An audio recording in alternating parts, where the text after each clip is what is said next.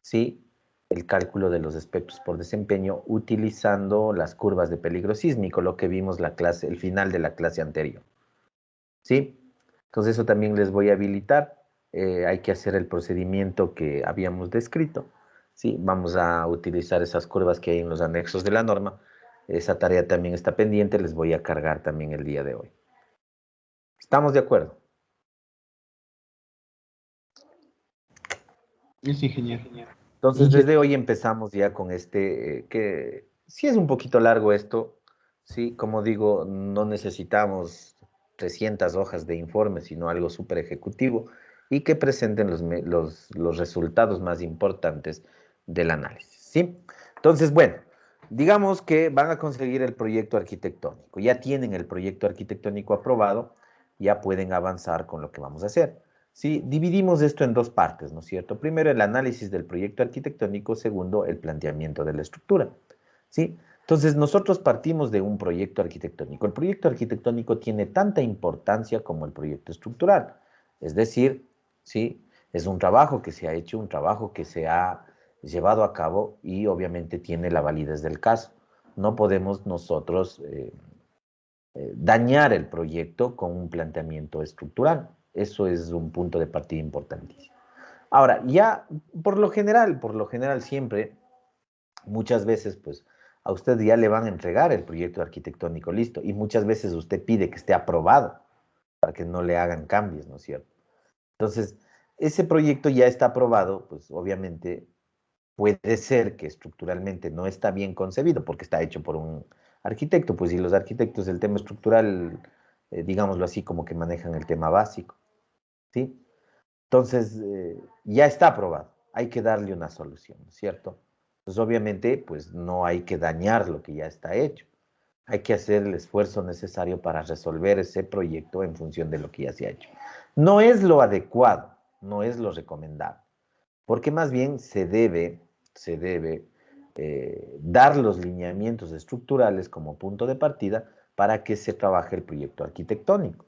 Ese sería, yo digo, el orden, ¿no es cierto? ¿Sí? Si se va a concebir un proyecto, reunirse la parte arquitectónica con la parte estructural, analizar el plan masa que llaman los arquitectos, usted puede hacer un análisis rápido y dar recomendaciones en cuanto a secciones, de columnas, secciones de vigas posibles, ¿no es cierto?, como predimensionamiento, porque todavía no se tiene nada.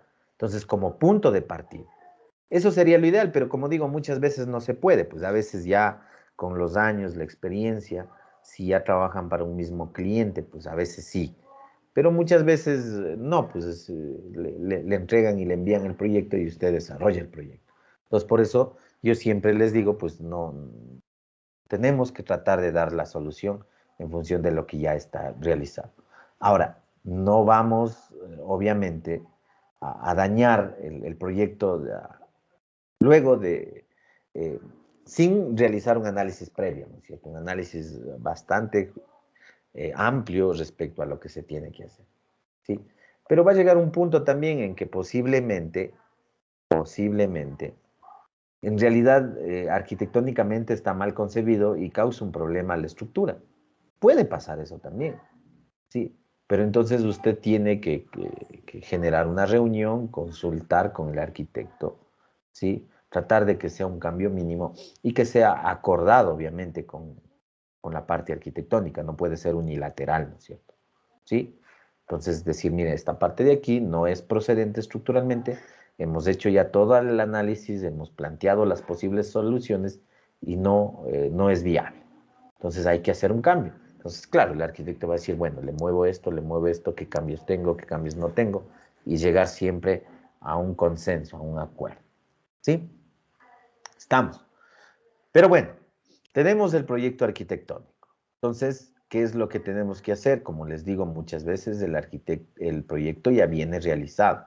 Entonces hay que analizar el perímetro de plantas, eliminar todo lo que son dibujos arquitectónicos, determinar ejes de elementos verticales, luces y alturas de entrepiso. ¿Sí? Es decir, hay que configurarle estructuralmente al proyecto. Esta parte es delicada, como les menciono, porque puede ser que se dañe lo del proyecto. Si se hace con un consenso previo, con unas recomendaciones previas, tal vez esto se facilita más, pero a veces no es tan común eso, como les menciono. Entonces, ustedes tienen que aquí empezar a estructurar. Entonces, vamos a ver luces máximas, alturas máximas, dónde van los elementos columnas, dónde van los ejes. Obviamente ahí también van a ir los elementos horizontales, ¿sí? Y hacer una distribución adecuada. También hay que tomar en cuenta en este análisis, pues, hacia dónde voy, ¿no es cierto? ¿Sí? Eh, ¿Qué es lo que voy a plantear como solución? Digamos, la primera aproximación, ¿voy a hacer un edificio de hormigón armado? ¿Voy a hacer un edificio de acero? ¿Voy a hacer una estructura mixta? ¿Sí? Donde posiblemente yo tenga la estructura resistente de hormigón armado y el sistema a cargas verticales, como es losas, sea metálico. Entonces, todo eso influye. Entonces, en función de ello, la ubicación de estos ejes. Sí, la separación entre columnas, las luces. Aquí lo más importante es en planta. Posiblemente en altura también hay que hacer un análisis, pero lo más importante aquí es en planta, ¿no es cierto? Sí, saber, bueno, las dimensiones máximas que voy a tener de elementos horizontales si yo separo los elementos verticales, las columnas. ¿Sí? ¿Hasta dónde puedo irme? Hablemos de hormigón armado. Miren que hay una normativa, les decía, para solo 2 pisos, luces hasta 5 metros, ¿no es cierto? Sí, pero aquí ya estamos en un edificio, un proyecto en general. Entonces, ¿qué hacemos? ¿Hasta cuánto? ¿Será que pongo 6 metros de luz de viga? ¿Será que pongo 7 metros? ¿8 metros? ¿9 metros? ¿10 metros? Y aquí tienen que tomar en cuenta todo lo que les hemos venido hablando, ¿no es cierto? Sí, los aspectos de redundancia, sobre resistencia y todo lo demás. Desde aquí empieza, ¿no es cierto? Sí. Entonces me conviene más ejes, pero si pongo más ejes, obviamente arquitectónicamente se puede complicar, los espacios se reducen. ¿Sí? Entonces, todo ese análisis, ¿no es cierto? ¿Sí? ¿Hasta dónde puedo yo tener luces de elementos horizontales, ubicación de elementos verticales? Luces recomendadas, ¿no es cierto? Recomendadas. Miren, podemos nosotros trabajar. Yo, a veces por tener ya un consenso con los arquitectos y entender que los espacios, sobre todo en la ciudad de Quito, y pienso que en cualquier ciudad, son al mínimo. Sí, se puede trabajar hasta 7 metros en hormigón armado, pero también ustedes ya tienen una idea de un peralte de viga también un poquito alto, sí, 80 centímetros, 70 centímetros de peralte de viga para esas distancias. Pueden ustedes hacer un prediseño, de hecho, y conocer mucho más exactamente qué dimensiones tendría la viga con, con esas luces, pero pienso que hasta 7 metros puede ser manejable, ¿sí? En hormigón armado. Si nos vamos a acero, posiblemente un poco más, 1 metro más, 2 metros más, ¿sí? Pero también depende de que si el cliente no tiene inconvenientes en usar otro material. Y ahí viene otro análisis, ¿no es cierto? ¿Sí? Otro análisis. Las alturas de entrepiso, miren, aquí tiene que ver, como les digo, los peraltes de viga, ¿no es cierto? ¿Sí? Los peraltes de viga. Estos por lo general quedan tapados, ¿no es cierto? No suele usarse, aquí más bien se maneja alturas libres, es decir, sin ningún elemento que esté presente, ¿no es cierto? Entonces, influye en la altura de entrepiso, la altura libre, dónde va a ser, si es oficina o vivienda, y luego influye, digamos, es un edificio, pues en función del número de pisos, va a influir en la altura total de la estructura, ¿sí? Y muchas veces, ¿sí? Esta altura, pues está normada por los entes municipales. Tenemos alturas máximas, ¿sí? Tenemos alturas máximas. Entonces, digamos que si yo tengo la viga de 80 centímetros y son 10 pisos, ¿sí? Eh, digamos que no puedo excederme yo de un valor total de altura. Entonces, por el peralte de la viga, si multiplicamos por el número de pisos, pues en realidad ya me voy del límite especificado en la normativa municipal, ya se complica, ¿no es cierto? ¿Sí? Por lo general, las normativas municipales no vienen en función de número de pisos, sino vienen en función de altura. Entonces, para ciertos sectores la altura es tanto, la altura es tanto, la altura es tanto. Entonces, puede ser importante, de hecho, llega a ser importante, ¿sí? Las alturas de entrepiso, porque a veces se supera este nivel, ¿sí? Entonces, ahí qué se hace arquitectónicamente, cómo se logra la aprobación de los proyectos. Entonces, hay que hacer un análisis bastante minucioso, ¿sí? Estamos. Entonces, una vez que terminamos el análisis del proyecto arquitectónico, vamos a lo que es el planteamiento de la estructura, ¿sí? Entonces, ya después de hacer el análisis previo, hay que definir el sistema estructural, ¿sí? Como les digo, voy a trabajar en hormigón armado, voy a trabajar en acero. Se puede tomar como sugerencia, lo que aquí yo tengo, estructuras rígidas para suelos blandos, estructuras flexibles para suelos resistentes. Y aquí se puede hablar también el tema de lo que habíamos hablado de un análisis respecto a posibles espectros que se puedan presentar ahí en la zona. ¿Se acuerdan?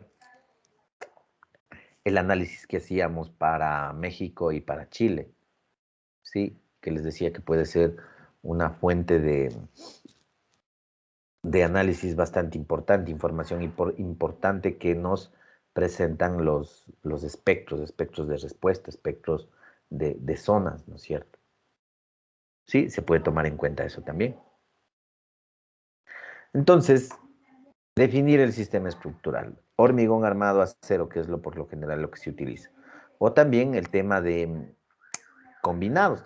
Eso es lo que más se hace. Miren, y eso es en lo que nosotros tenemos de experiencia. Y hay que aprovechar eso. Hay que hacer uso de esa experiencia. Pues no puede ser simplemente relegada, ¿no es cierto? Nosotros tenemos experiencia en hacer estructuras de hormigón armado conformadas por pórticos de columnas y vigas y también ya algo de experiencia, diría, en sistemas duales. Sí, pero hay otros sistemas. Miren, en Chile, pues, de lo que yo conozco, trabajan, no utilizan el sistema de pórticos, de columnas y vigas, sino más bien ahí solo muros, ¿sí? Entonces ellos tienen experiencia en eso, por muchos años, ¿no es cierto? Nosotros no tanto, pero no quiere decir que no se quiera hacer. ¿Hacia dónde no se puede hacer? ¿Hacia dónde voy?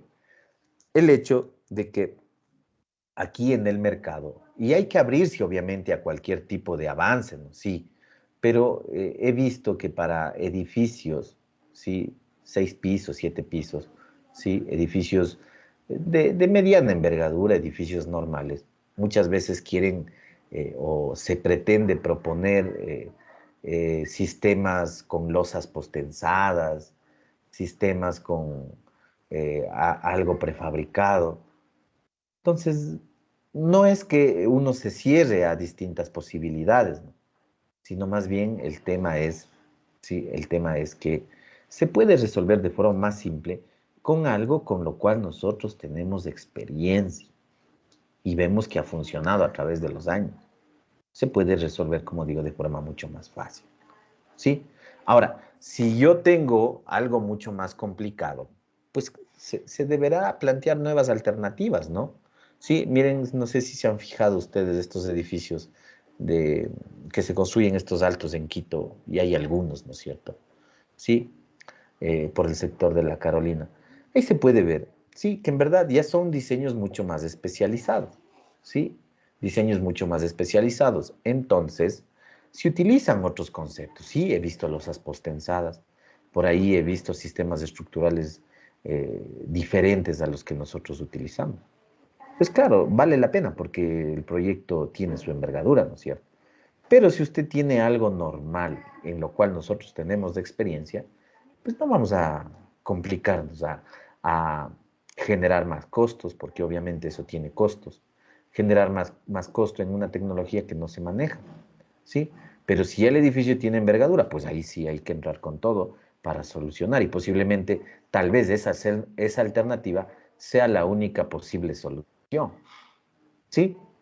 Tomen en cuenta eso. Entonces, si es hormigón, o es acero. A veces esta decisión mucho tiene que ver incluso con los usuarios, ¿sí? Con los usuarios, los futuros propietarios, usuarios de este tipo de estructuras, ¿sí? No se acepta mucho, les digo, en nuestro medio, sobre todo en la ciudad de Quito, los edificios de acero, ¿sí? Como que no le gusta mucho a la gente por el tema de que se sienten vibraciones, que hay vibraciones, ¿sí? Que hay, digamos que no se nota tan seguro respecto a edificios de hormigón armado. Sí, hay muchos parámetros en cuanto a ello. Sí, hay ciertas constructoras que hacen en hormigón armado, pues porque su mercado, sus clientes, pues quieren en hormigón armado. No por tal vez un motivo económico ni técnico, sino simplemente se plantea hacer en acero y simplemente los clientes no compran. Entonces hay mucho de eso también. ¿Sí? Estamos.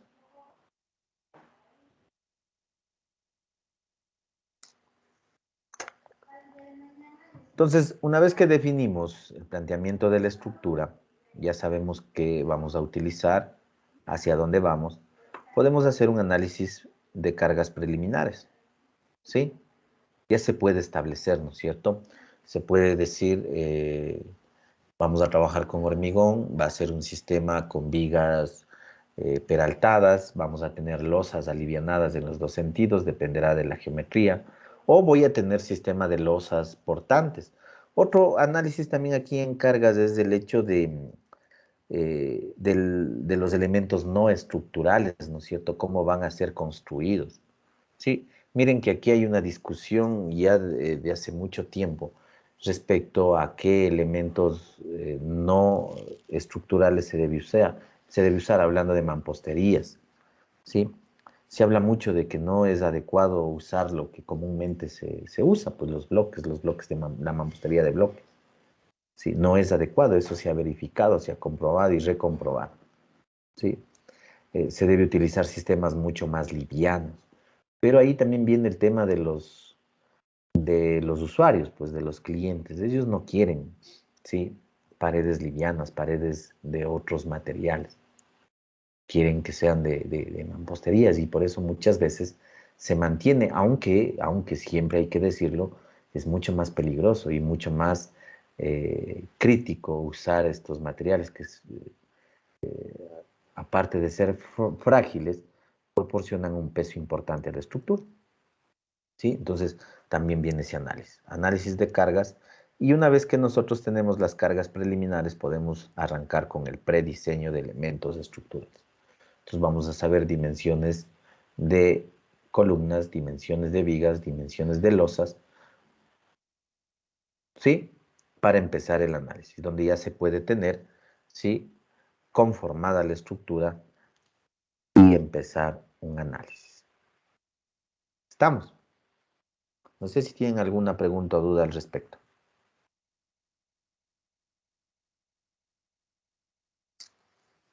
Inge, disculpe, en el deber que tenemos que subir todo el juego de planos. Planos arquitectónicos, yo diría unas plantas tipo, si tiene subsuelos, una planta de subsuelos, mm, plantas arquitectónicas y por ahí un corte. Sí, para ver el número de pisos sobre todo. Ya, Inge, gracias. Creo que nada más. ¿Estamos? ¿Dudas, preguntas al respecto? Inge, una pregunta. El otro deber es grupal igual, el de los espectros de desempeño. Perdón, no le entendí. El otro deber es grupal. Sí, sí, sí. Ya, de todas maneras, esto yo les especifico en el aula, ¿sí? Entonces, bueno, para terminar la clase, arrancamos con el trabajo, ¿sí? Para la próxima, sería para el próximo martes, me suben el proyecto, ¿sí? Si yo les apruebo, ya pueden empezar este análisis, el paso uno y el paso 2, ¿sí? Hasta llegar a definir los elementos estructurales. Pero primero tengo que aprobarlos, ¿sí? Les cargo entonces el otro deber también, y vamos avanzando. Ahí les pongo fechas, ya saben que siempre les doy una semana para cada tarea. ¿Estamos? Bueno, vamos a terminar ahí la clase entonces, ¿sí? La siguiente semana continuamos ya con el análisis. Por favor, revisen lo que ustedes ya saben en cuanto a matrices de rigidez de elementos, rigidez de la estructura, matrices de rigidez lateral, etcétera, etcétera, que eso es lo que vamos a usar. Vamos a abordar eso bastante rápido, ¿no es cierto? Ojalá en un par de clases ya podamos ver todo, ¿sí? Porque ustedes eso ya saben. ¿Estamos?